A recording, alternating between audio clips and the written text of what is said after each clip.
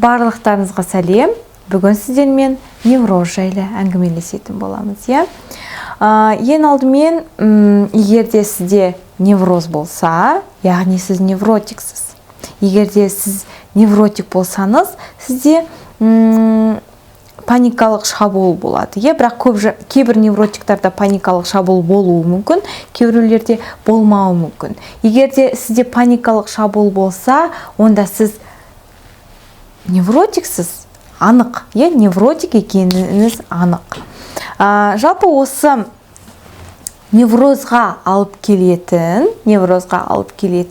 белгілі установкалар бар екен. Өйткені невротиктар жалпы басқа қарапайым адамдардан кішкене өзгешелеу ойлайды екен. Осы жайлы мен алдыңғы видеомда айтқан болатым, өмірді қиындататын установкалар жайлы видеомды шығарған болатымын, соны көрсеңіздер болады. Бірақ та мен қайталап өтейін, астына айтпақшы сілтемесін қойып қоямын.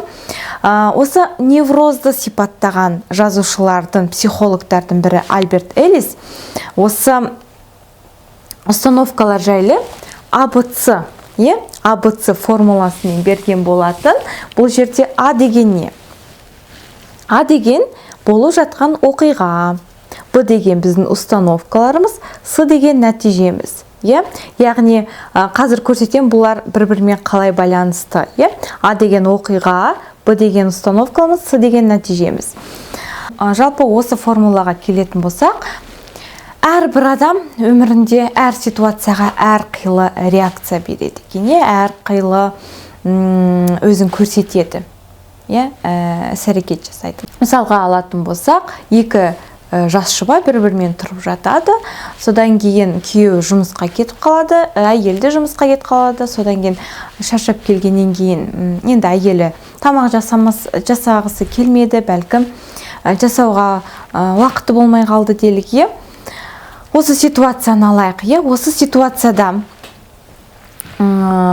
сол ер адам айғай-шу шығарды.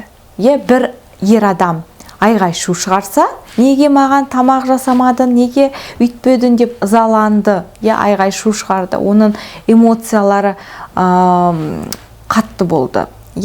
Ал кейбір жанұяларда дәл сол ситуация қайталанса, басқа бір жанұяны алайық. Сол ситуация қайталанса, ол ер адам былай айтуы мүмкін. Жарайды, түгетпейді, жарайды, ресторанға барып ше салғайық, немесе үйге тапсырыс бере салайық деп айтуы мүмкін. Ол ызаланбады. Яғни бұл жерде осы мысал ретінде мына формуланы айтайық. А деген тамақ істемеген ситуация, Б деген установкалар, көрініп тұрма? Установкалар. С деген нәтижесі. Бізде А деген тамақ істемеді, С деген бір отбасыда С деген айқай-шу болса, екінші отбасында жай ғана кафеге, ресторанға бара салды, немесе жай ғана жарайды деген ситуациямен бітті. Жарайды, түгетпейді деген нәтижемен бітті. Оған осы С-ға әсер ететін не нәрсе? С-ға әсер ететін мына установкалар Б.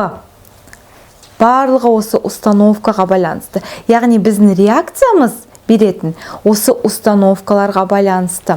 Невротиктерге келетін болсақ, ал адамдарда, жалпы невротиктерде өмірінде белгілі бір жағдайлар болады. Басқа адамдар басқандай реакция берсе, С деген, ал невротиктер басқа реакция береді. Неге? Себебі невротиктердің установкасы, олар установкасы басқаша, олар басқалай ойлайды.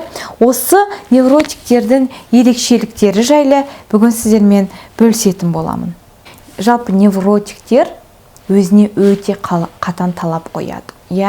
Соның салдарынан өздерін жек көру сезімі өте жиі кездеседі. Мысалға алатын болсақ, ол өзінің бауырын, досын, немесе танысын байқаусыздан ренжітіп алды. Ренжітіп алды, ол адам ренжіп қалды, содан кейін үйге келеді, өзін жаман сезінеді. Мен нақұрыспын, мен жаманмын. Оның установкасы қандай?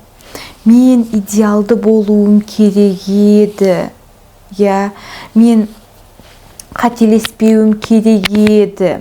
Егер де мен қателесіп қалсам, мен нақұрыспын деген установка тұр біздің невротикте. Өзін жек көру ол өте жаман сезім, адамды құртатын сезім. Осы установканы біз қандай установкаға ауыстырсақ, өзімізді жек көру сезімі кетеді.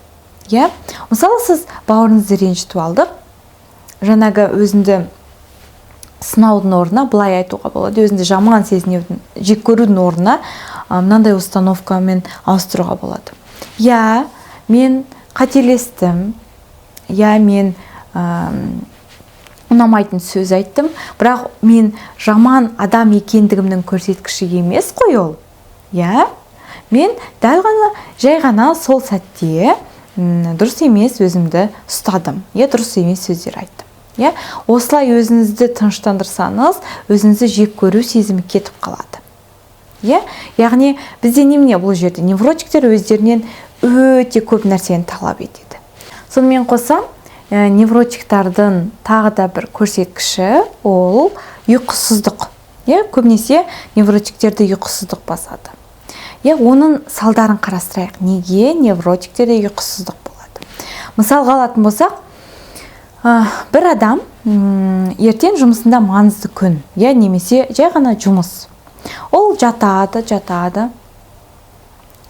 Содан кейін жатса ұйқысы келмейді. Содан кейін өзін немесе бастайды, сынай бастайды. Сен ұйықтауың керексің, ұрса бастайды іштей. Неге мен ұйықтамай жатырмын, неге жатпайсың? Өзін сынағанда әрине ол ұйықтамайды.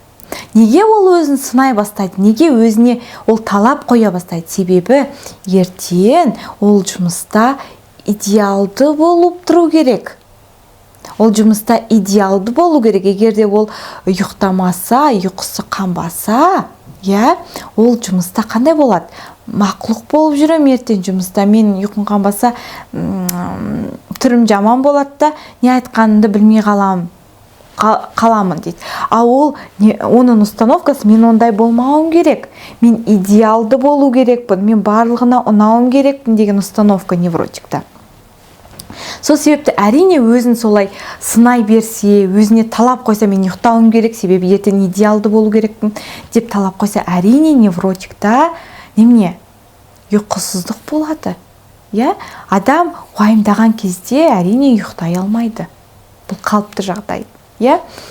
Ал дұрыс установка қандай болу керек? Егер де сізді ұйқысыздық басса, немесе невротикті ұйқысыздық басса, өзіңізді сынаудың орнына былай, жарайды, ұйықтасам ұйықтаймын, ұйықтамасам қойдым, түк етпейді.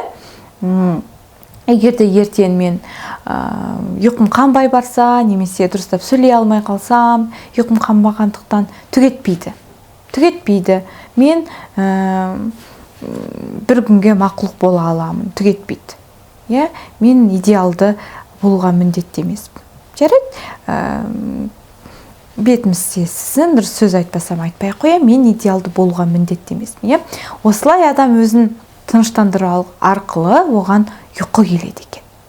Сөйтіп адам ұйықтап кетеді. Өзіңізді сынаудың орнына, сынауды тоқтатсаңыз ұйқы келеді екен. Невротиктердің тағы да бір қасиеті ол талапшылдық. Жаңа біз өзіне қатысты талапшылдықты қарастырдық. Ол сонымен қоса басқа адамдарға да өте талапшыл болып келеді. Жаңа қарапайым әйел мен күйеуінің ситуациясын алайық. Неге қайталап кетейік, ол қандай ситуация болды? Күйеуі де әйелі де жұмыстан шаршап келді, бірақ та әйелі тамақ жасаған жоқ, жасай алмай қалды ма, сонда бір ситуация болды. Сосын күйеуі айғай-шу шығарды. Неге ол бұл жерде айғай-шу шығарды күйеуі? Себебі ол әйеліне талап қойды. Ол соны жасауға міндетті. Ол идеалды болуға міндетті. Егер де ол оны жасамаса, ол бітті, оның басқа жолы жоқ. Менің айтқаным болу керек. Менің адамдар, айналамдағы адамдар менің жасағаным, менің қалауымды жасауға міндетті деген установка. Сол себептен жаңағы біздің кейіпкерімізде агрессия пайда болды. Ал дұрыс установка қандай? Дұрыс установка бізде, мен әйелімнің маған тамақ жасауын қаладым, қалаушы едім. Бірақ та менің қалауым болуға міндетті емес. Барлығы менің ойымдағыдай болуға міндетті емес. Себебі басқалардың да өздерінің қажеттіліктері бар. Қажеттіліктер, мысалы, ол шаршады, олардың да қалаулары бар. Барлығы менің ойымдағыдай, менің қалауымша болғандай міндетті емес. Бұл дұрыс установка. Сонымен қоса тіпті комментаторлар бар ғой, жұлдыздарды бір комментировать етіп жатады ғой, пікірлер жазады. Сен былай жасағаның дұрыс емес болды, сен нақұрысың, неше түрлі. Бұл да невротиктердің бір түрі. Себебі олар басқалардан талап етеді. Сен былай жасауға міндеттісің, бұл дұрыс. Егер сен олай жасамасаң, сен нақұрысың, сен жамансың. Неге басқа адамдар біреудің ойынан шығу керек? Бұл невротиктердің установкасы екен. Сөйтсек, бұны өзгертсек, өміріміз жеңілдей түседі. Невротиктердің тағы да бір ерекшелігі ол низкая толерантность к фрустрации деп аталады. НТФ орысша, қазақшасы шыдамсыздық. Шыдамсыздық деп аудара салайық, осыған келеді. Ол дегеніміз не? Мысалға алатын болсақ, бір магазинге барды, бір магазинген қымбат көйлек көрді, бірақ та өзінің ақшасын басқа нәрсеге ұстап қойды, біздің кейіпкеріміз. Сонымен қоса ол, егер де мен мына көйлекті алмасам, бітті, мен шыдай алмаймын келесі айға дейін. Яғни шыдай алмайды. Көп невротиктер ақшасын дұрыс ұстай алмайды. Осы қасиет бізде бар, невротиктерде бар. Ал дұрыс установка қандай? Дұрыс установка, мен бұл көйлекті алғым келеді, алғанымды қалаймын, бірақ мен келесі айға дейін шыдай аламын. Келесі айда зарплата түседі, біреу ақша береді деген сияқты. Келесі айға дейін шыдай аламын. Немесе, мен қалаймын, бірақ та мен бұл көйлексіз бір ай шыдай аламын.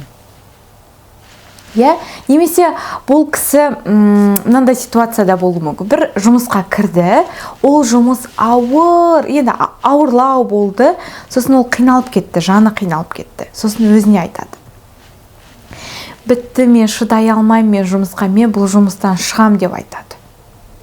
Көп невротиктер жұмыста ұзақ тұра алмайды. Егер де оған ыңғайсыз болса, кішкене ыңғайсыздықты байқаса невротиктер, олар орнын ауыстырғысы келеді, шыдай алмайды. Өйткені ол мен шыдай алмаймын деген установкасы бар.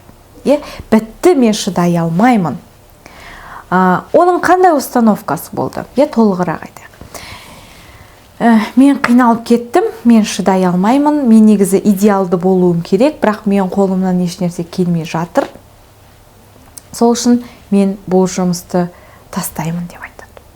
Ал дұрыс установка қандай? Дұрыс установка бізде, менде кішкене ауыртпашылықтар болды, кішкене ауырлау болды бұл жұмыс маған. Дегенмен мен кішкене шыдасам қолымнан келеді, мен шыдай аламын деп установканы ауыстырса, кішкене өмірімізде өзгереді екен. Жалпы паникалық шабуылдан арылу үшін сізге екі-ақ нәрсе керек. Ең бірінші, жаттығулар жасау. Қандай жаттығулар жасау? Мысалға алатын болсақ, тыныштандыратын жаттығулар, медитациялар, йога деген сияқты тыныштандыратын жаттығулар, немесе өзіңізді қорқытпау методикалары, келе қалса, одан ары қорқытпау методикалары. Ол жайлы мен алдындағы видеоларда айтып кеткен болатым.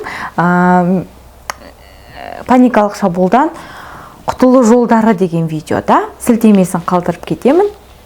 Және екіншісі ол сіздің установкаларыңыз. Осы установканың кесірінен сізде паникалық шабуыл, жалпы сіз невротиксіз осы установкалардың кесірінен. Осы установкалармен жұмыс істеу керек міндетті түрде. Жалпы осы жоғарыда айтылып кеткен установкалар, яғни идеализация, басқаларға талап қою, өзіне талап қою, ол невротиктарға тән установкалар. Олар тек қана осы ситуацияларда емес, өмірінің барлық ситуацияларында қолданады. Және осылардан біз арылсақ өміріміз біріншіден жеңілдей түседі, екіншіден паникалық шабуылдан айырылуға көмектеседі. Жаңа айттым, біреуінде бұл бар паникалық шабуыл, біреуінде жоқ. Жоқ болса да олар невротик болып саналады. Олардан жалпы айтып кеттім, қалай айырыламыз? Саморефлексация керек. Яғни өзімізбен әрқашан сөйлесіп отыру керекпіз. Біреуге ызамыз келіп тұрса, жынданып тұрсақ, немесе көңіліміз толмай тұрса, өзімізден сұрайық. Мен одан менің ойымдағыдай болуды талап етіп тұрғаным жоқ па? Ол олай жасауға неге міндетті? Онда қажеттіліктері бар деген сияқты. Осылай саморефлексация жасап тұрсақ, сонымен қоса өзімізге де қатысты. Мысалы, өзіңізді жаман сезініп тұрсаңыз, мен неге идеалды болу керек? Мен Алланың жаратылысымын, мен қателесуге құқым бар, мен қателестім, келесі жолы қателеспеуге тырысамын. Осылай саморефлексация өзіңізбен сөйлессеңіз, өміріңіз жеңілдей түседі екен.